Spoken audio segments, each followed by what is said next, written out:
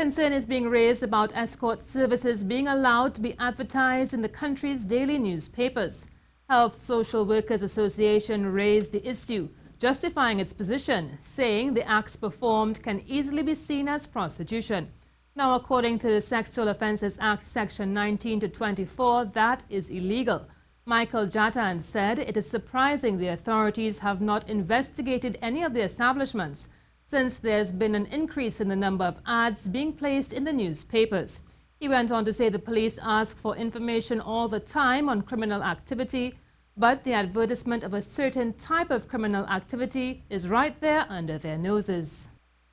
The term escort is basically a code word for a prostitute service. It almost looks as if the trade is being facilitated, whether it be human trafficking or prostitution, by the newspapers, and we are saying that an end needs to be put to this. It can't just be about collecting revenue for advertisement, but some sort of ethical and moral stance needs to be taken. Mr. Jatan explained young women and men who do anything sexual short of affording genital sex characterize the massage services, while the escort services provide prospective patrons with the opportunity for an actual genital sexual encounter. It's an indication that the law is not being observed, right?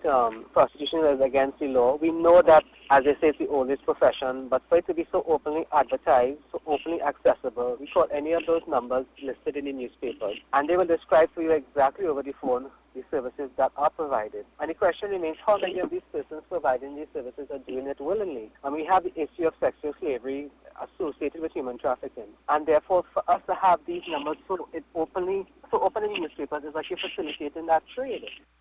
The association has called on media houses to cease and desist from accepting and printing such ads, since in so doing they are acting to facilitate the heinous human trafficking trade and are committing the act of prostitution, both of which are serious criminal offenses.